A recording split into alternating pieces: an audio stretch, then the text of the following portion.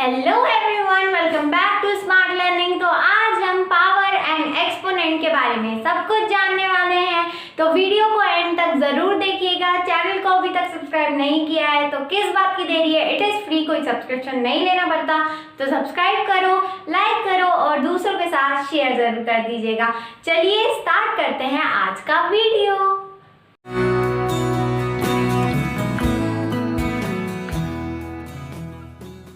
क्या आप जानते हैं कि जो हमारा सन है और जो सैटर्न है उन दोनों के बीच का डिस्टेंस इतना किलोमीटर है, और जो हमारा सैटर्न है और यूरेनस है उन दोनों के बीच का डिस्टेंस इतना किलोमीटर है।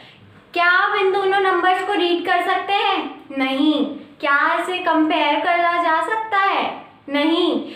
इतने बड़े बड़े नंबर्स को कंपेयर, रीड और समझना बहुत ज़्यादा मुश्किल होता है, इसलिए मैथ्स में आया एक्सपोनेंट्स। इस नए बड़े नंबर को हम एक छोटा सा नंबर बनाकर लिख सकते हैं। तो चलिए देखते हैं कि एक्सपोनेंट्स क्या होते हैं। यहाँ पे लिखा हुआ है 10,000। हम 10,000 को ऐसे भी लिख सकते हैं, 10 multiply by 10 multiply by 10 multiply by 10, है ना, लिख सकते हैं ना। तो यहाँ पे हमने 4 बार 10 लिखा, ये लॉन्ग पड़ गया, पढ़ा, तो इसे हम क्या लिख सकते हैं, 10 और कितनी बार हमने लिखा, 4 बार, तो ऊपर छोटू सा 4। ये इसी की तो हम बात कर रहे थे, पावर एंड एक्सपोनेंट। ये जो छोटू सा 4 है इसे हम कहते हैं एक्सपोनेंट, और ये जो बड़ा सा नंबर, बड़ा सा 10 है, इसे हम कहते हैं बेस। नाम याद रख लीजिए, क्योंकि मैं आगे चल के ऐसा नहीं बोलूंगी कि छोटू नंबर बड़ा नंबर, ऐसा नहीं बोलूंगी, मैं बोलूंगी एक्सपोनेंट और बेस। इसी के बेस पे तो हम समझेंगे कि क्या हमारा आगे का है। तो इस ज्ञान याद रखना है, जो छोटा है वो एक्सपोनेंट है और जो बड़ा सा है वो बेस है, ठीक है। तो हम जानते हैं कि अगर मुझे बार बार किसी चीज़ को प्लस करना है, जैसे 2 + 2 + 2 + 2 + 2 करना है, तो मैं इसे लिख सकती हूँ 2 × 5। बार बार एडिशन को हम कहते हैं मल्टीप्लिकेशन, और बार बार मल्टीप्लिकेशन को हम कहते हैं पावर एंड एक्सपोनेंट। तो यहाँ पर आपको पावर एंड एक्सपोनेंट का पूरा मतलब क्लियर हो गया। अब ये जो मैंने 10 4 लिखा है, इसे हम कैसे पढ़ेंगे, 10 बड़ा 4 छोटा, या 10 बेस 4 एक्सपोनेंट? नहीं, इसे हम पढ़ेंगे 10 raised to the power of 4, ठीक है। या फिर सिंपली हम ऐसा पढ़ सकते हैं कि 4th पावर ऑफ 10, ठीक है। तो हमें इसे कैसा पढ़ना है, 10 रेज़्ड टू द पावर 4, या फिर 4th पावर ऑफ 10, ठीक है। ये था पावर एंड एक्सपोनेंट का मीनिंग, कि पावर एंड एक्सपोनेंट क्या होते हैं और ये आए क्यों हैं मैथ्स की दुनिया में। तो अब हम देखते हैं छोटे छोटे एग्जाम्पल्स। तो यहाँ पर लिखा हुआ है एक question, express 256 as a power of 2। तो यहाँ पर 256 का हमें एक्सपोनेंशियल फॉर्म बनाना है। एक्सपोनेंशियल फॉर्म का मतलब ये है कि इसका जो बड़ा छोटू बेस और एक्सपोनेंट का लिखते हैं ना, उसे हम एक्सपोनेंशियल फॉर्म कहते हैं नंबर का, ठीक है। तो हमें एक्सपोनेंशियल फॉर्म बनाना है 256 का, जो कि बेस उसका क्या हो, 2 हो, ठीक है। तो इसके लिए हमें ये देखना पड़ेगा कि 2 को कितनी बार मल्टीप्लाई करते हैं, जो 256 हमारा आंसर आता है। तो चलिए देखते हैं, 2 × 2 × 2 × 2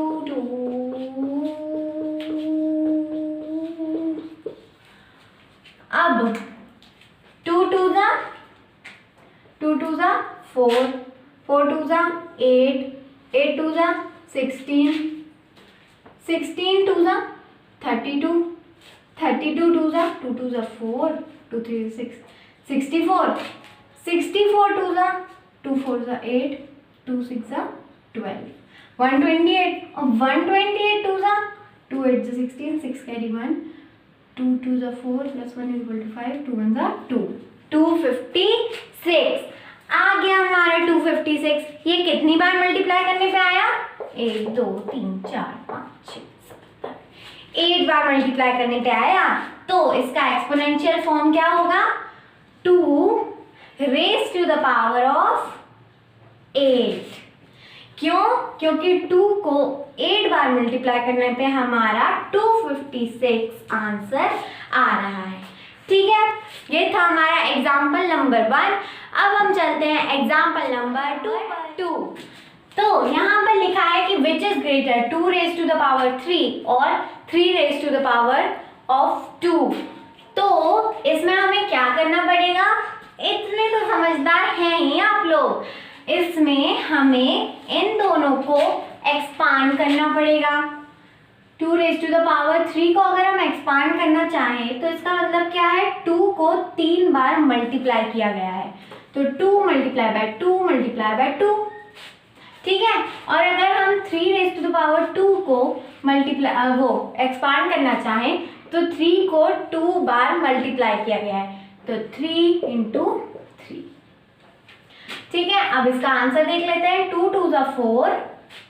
अब एक चीज आपको ध्यान रखनी है, यहाँ पे 2 को 3 बार मल्टीप्लाई किया है, इसका मतलब ये नहीं कि आप 2 3 ज़ा कर दें, 2 3 ज़ा 6, ऐसा नहीं होता। पहले आपको इसे एक्सपांड करना पड़ेगा। जब हमने एक्सपांड किया तब हमारा ऐसा खुला और 2 2 ज़ा 4 होता है। अब हम 2 2 ज़ा 6 नहीं कर, 2 2 ज़ा 4, 4 प्लस 4 ऐसा कुछ नहीं करने वाले हम। यहाँ 2 2 ज़ा 4 हो गया। अब 4 2 ज़ा कितना होता है? 4 2 ज़ा 8 होता है, तो यहाँ पर हमने 8 लिखा। और ये 3 3 ज़ा 9। 9 बड़ा होता है या 8 बड़ा होता है? 9 बड़ा होता है। जब 9 बड़ा होता है तो हमारा 3 रेज टू द पावर 2 बड़ा होगा किससे? 2 रेज टू द पावर 3 से। ठीक है, तो ये था एग्जाम्पल नंबर 2। तो अब आता है example number 3। Express the following numbers as a product of powers of prime factors. पहला है 72, second is 432, third is 1000 and fourth is 16,000। तो जो पहला वाला है वो मैं सॉल्व कर देती हूँ, विच इज 72। बाकी का आप सॉल्व करेंगे। ठीक है, तो चलिए अब हम 72 को सॉल्व करते हैं। तो इसमें लिखा है कि हमें प्राइम फैक्टर्स से एक्सपोनेंशियल फॉर्म बनाना है इन नंबर्स का। इसका मतलब ये है कि हमें 72 का प्राइम फैक्टराइजेशन निकालना है एंड देन उसके बाद उसका हमें एक्सपोनेंशियल फॉर्म बनाना है। ठीक है, तो इसका प्राइम फैक्टराइजेशन कैसे निकालते हैं? हम कैसे निकालते हैं? 72 यहाँ लिख दिया एंड 2 3 ज़ा 6, 2 6 ज़ा 12, 2 1 ज़ा 2, 2 8 ज़ा 16, 2 9 ज़ा 18, 3 3 ज़ा 9 एंड 3 1 ज़ा 3। So here it is. ठीक है, तो यहाँ पर क्या हुआ है? 2 into 2 into 2, 3 bar 2 multiply by 3 into 3 हो गया। ठीक है, तो इसे हम क्या लिख सकते हैं? 2 इंटू 2 इंटू 2 को हम लिख सकते हैं 2 रेज टू द पावर 3 लिख सकते हैं ना, और 3 इंटू 3 को हम लिख सकते हैं 3 रेज टू द पावर 2। तो ये बन गया हमारा 72 का प्राइम फैक्टराइजेशन यूज करके exponential form. 2 raise to the power 3 multiplied by 3 raise to the power 2। ठीक है, तो ये था हमारा लास्ट एग्जांपल। अभी वीडियो खत्म नहीं हुआ है, अभी हम देखेंगे लॉज ऑफ एक्सपोनेंट्स, यानी कि मल्टीप्लिकेशन, डिवीजन और पावर ऑफ अ पावर। हम बहुत सारी चीज़ें देखने वाले हैं, तो वीडियो को एंड तक ज़रूर देखिएगा। उसके बाद हम एग्जांपल्स भी देखेंगे लॉज ऑफ एक्सपोनेंट को यूज़ करके। ठीक है, तो चलिए अब हम लॉज ऑफ एक्सपोनेंट्स देखते हैं। आगे बढ़ने से पहले मैं आपको 3 बातें बताना चाहती हूँ। पहली कि जब भी हम 1 raise to the power any number करेंगे, कोई सा भी नंबर, तो फिर उसका जो आंसर आएगा वो हमेशा 1 होगा। ठीक है, तो 1 raise to the power any number is equal to 1 दूसरी बात ये कि -1 raise to the power any odd number is equal to -1। ठीक है, -1 raise to the power any odd number is equal to -1। अब आपके दिमाग में क्लिक हुआ होगा कि ये कैसे हुआ, -1 raise to the power any odd number -1 ही क्यों होगा। देखिए, जैसे ये ऑड नंबर की जगह पर मैं 3 ले रही हूँ, ठीक है, -1 रेज टू द पावर 3। तो अब हम इसे कितनी बार खोलेंगे, कितनी बार मल्टीप्लाई करेंगे, 3 बार, -1 एंड -1। ठीक है, तो ये जो 1 × 1 × 1 है ये तो 1 हो जाएगा, पर ये जो माइनस है और ये जो माइनस है, माइनस माइनस मिलकर क्या बनाते हैं, प्लस, और प्लस माइनस मिलकर क्या बनाते हैं, माइनस। तो हमारा आंसर किस में आएगा, माइनस में। ठीक है, तो अब आपको समझ में आ गया कि ये हमारा क्यों है। अब हम देखते, अब एक और चीज, हटाओ, अब एक और चीज की -1 के साथ -1 raise to the power any even number क्या होगा, +1 यानी कि 1। अब ये कैसे हुआ, देखिए, -1 की जगह, -1 ये इवन नंबर की जगह हम कोई सा भी इवन नंबर 4 ले लेते हैं। ठीक है, तो यहाँ मैंने इसे 4 ले लिया। अब इसे हम कितनी बार खोलेंगे, 4 बार, -1 × -1 × -1 मल्टीप्लाई बाय -1 मल्टीप्लाई बाय -1। अब ये 1 × 1 × 1 × 1, तो ये तो 1 हो जाएगा। साइन का दिक्कत है, साइन कैसे लगेगा, ये और ये minus minus plus, plus minus minus, और फिर माइनस माइनस प्लस। तो हमारा आंसर किस में आएगा, प्लस में आएगा। तो आ गया ना +1। ठीक है, तो ये तो 3 बातें थी 1 के साथ जो आपको याद रखनी है। अब हम देखते हैं लॉज ऑफ एक्सपोनेंट। तो हमारा पहला टॉपिक है लॉज ऑफ एक्सपोनेंट में multiplying powers with the same base. अगर मैंने आपसे बोला कि 2 रेज़ टू द पावर 2 और 2 रेज़ टू द पावर 3 को मल्टीप्लाई करना है तो हम कैसे करेंगे।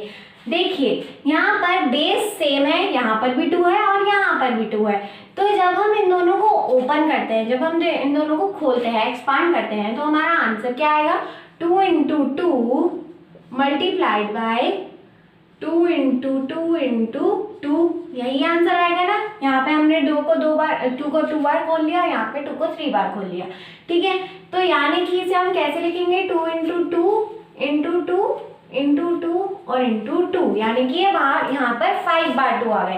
तो इसे हम ऐसे लिख सकते हैं कि 2 raise to the power 5, 2 raise to the power 5 लिख सकते हैं, यानी कि 2 3 + 2। ठीक है, तो ये आ गया हमारा आंसर। कैसे आया, तो एक बार फिर से सुनिए। हमने इसको खोला, फिर हमने इसको खोला, फिर हमने दोनों को मल्टीप्लाई किया। जब हमारे 5 बार 2 आ गए तो हमने इसे 2 रेज़ टू द पावर 5 लिख दिया, जिसे हम 2 रेज़ टू द पावर 3 + 2 भी लिख सकते हैं, और आपको ऐसा ही लिखना है। ठीक है, तो ये था लॉ ऑफ एक्सपोनेंट। इसमें क्या है, यहाँ पे मैंने नंबर लिए, अब इस नंबर की जगह कोई सा भी नंबर हो सकता है, ऐसा जरूरी थोड़ी ना कि ये 2 ही रहे, तो इसकी जगह हम वेरिएबल लिखते हैं। तो यहाँ AM मल्टीप्लाइड बाय AN, यहाँ पर आप देख सकते हैं दोनों A है, यानी कि दोनों सेम बेस है, भले ही से पावर अलग अलग हो। यहाँ पर क्या होगा, AM + N। ठीक है, यहाँ 3 + 2 क्यों किया मैंने, 4 + 1 क्यों नहीं किया, तो उसमें भी 5 आ रहा था, ये आया ना आपके दिमाग में। देखिए, यहाँ पे 2 रेज़ टू द पावर 2 था तो मैंने यहाँ 2 लिख दिया, 2 रेज़ टू द पावर 3 था तो यहाँ 3 लिख दिया। अगर यहाँ 2 रेज़ टू द पावर 4 होता है, 2 रेज़ टू द पावर 1 होता, तो फिर मैं यहाँ 4 + 1 लिखती। यहाँ 3 + 2 लिखने की वजह ये दोनों है। ठीक है, तो ये था एक एग्जाम्पल, और ये है लॉ, ये आपको याद रखना है, multiplying power with the same base का लॉ। ठीक है, अब हम 2 और एग्जाम्पल देख लेते हैं multiplying power with the same base के, फिर हम चलेंगे dividing power with the same base.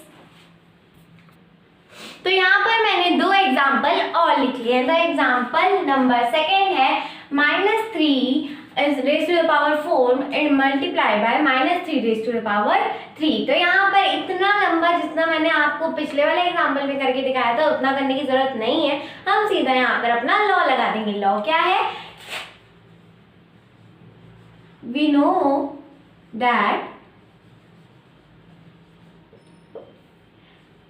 a raised to the power n m multiplied by a raised to the power n is equal to a m plus n। ठीक है, तो यहाँ पर हमारा जो a है वो क्या है? a क्या है? -3। तो अब हमें क्या करना है? -3 mn मतलब 4 3 यानी कि 4 + 3, ये आ गया हमारा आंसर।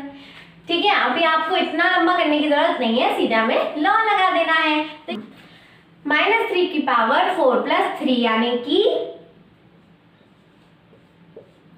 7। ठीक है, -3 रेज़ टू द पावर 7। अच्छा, एक बात और, अगर आपको सिंप्लीफाई करने को बोला है तो फिर आपको इसे पूरा एक्सपांड करके इसका आंसर लाना पड़ेगा, और अगर आपको एक्सपोनेंशियल फॉर्म में लिखने को बोला है तो फिर यही आपका आंसर है। ठीक है, चलिए अब थर्ड है 2 raise to the power 3 multiply by 3 raise to the power 2। एक बात ध्यान दी आपने, यहाँ पर बेस अलग अलग है, तो क्या यहाँ पर ये जो पावर है ये ऐड हो सकती हैं? बिल्कुल नहीं हो सकती। जब बेस अलग अलग हो तो पावर ऐड नहीं हो सकती। तो अब हम इसमें क्या करें? अब हमें इसको ओपन करना होगा और फिर इसका हमें आंसर लाना होगा। तो अब चलिए अब हम इसे ओपन करते हैं। तो यहाँ पर जब मैंने 2 रेज़ टू द पावर 3 को ओपन किया तो it will become 2 multiply by 2 multiply by 2, और जब मैंने 3 रेज़ टू द पावर 2 को ओपन किया तो 3 मल्टीप्लाई बाय 3।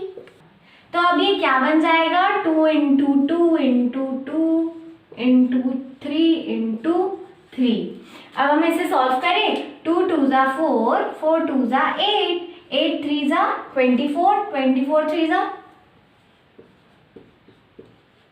3 4 ज़ा 12, 2 कैरी 1, 3 2 ज़ा 6 + 1 = 7, 72।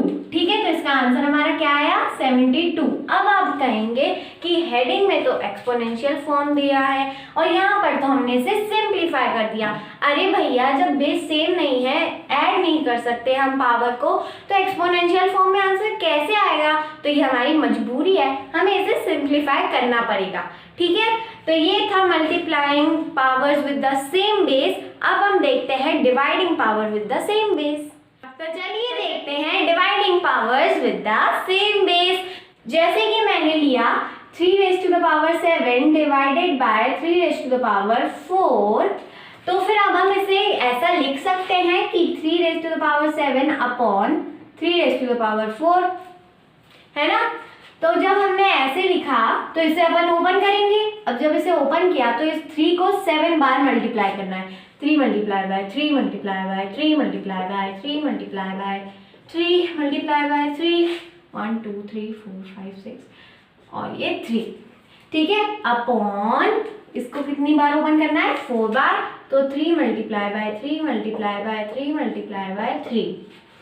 अब इसमें ये वाला 3 इस 3 से कटा, ये वाला 3 इस 3 से कटा, ये वाला 3 इस 3 से कटा और ये वाला 3 इस 3 से कट गया।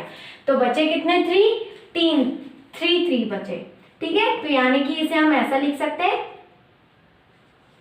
3⁻3, है ना। और नीचे तो कुछ है ही नहीं, तो नीचे लिखने की हमें क्या जरूरत है? 3⁻3 हमने लिख दिया। अब ये कैसे? अब इसे हम ऐसा भी लिख सकते हैं कि 3⁻7 - 4। और ये हमने क्यों किया? देखिए आप, यहाँ पर 7 था, यहाँ पर 4 था। जब हमने इन दोनों पावर को सब्ट्रैक्ट किया तो हमारा 3 आंसर आया, और जो बेस था वो हमारा वही रहा 3। ठीक है, तो इसका फॉर्मूला क्या बना अब हमारा? a raised to the power m divided by a raised to the power n is equal to a raised to the power m minus n। ठीक है, तो ये आपको याद रखना है। अब हम 2 एग्जाम्पल इसके भी लेंगे, तो हमें डायरेक्ट इससे करना है, लॉ से। तो our second example is 4 raised to the power 4 divided by 4 raised to the power 2। तो यहाँ पर हमें लॉ लगाना है, पूरा लंबा डिवाइड नहीं करना है। तो यहाँ पे लॉ क्या था हमारा कि a raised to the power m divided by a raised to the power n is equal to a m minus n। ठीक है, तो यहाँ पर हमारा a क्या है, यहाँ पर a क्या है हमारा 4, ठीक है, और mn क्या है 4 और 2, तो यानी कि 4 minus 2, ठीक है, जो कि हमारा क्या बना, हमारा बना 4 minus 2 कितना होता है 2, तो 4 raised to the power 2। ठीक है, तो ये था dividing powers with the same base. अब एक लास्ट टॉपिक है पावर ऑफ द पावर। तो चलिए अब हम देखते हैं पावर ऑफ अ पावर। तो जैसा कि आपको नाम से समझ में आ रहा है, पावर की भी पावर। अब ये कैसे, देखिए पावर की भी पावर का मतलब ये है कि 2 raised to the power 3 की पावर 2। इसका मतलब ये हुआ कि 2 raised to the power 3 को 2 बार मल्टीप्लाई होना है खुद से, यानी कि multiplied by 2 raised to the power 3।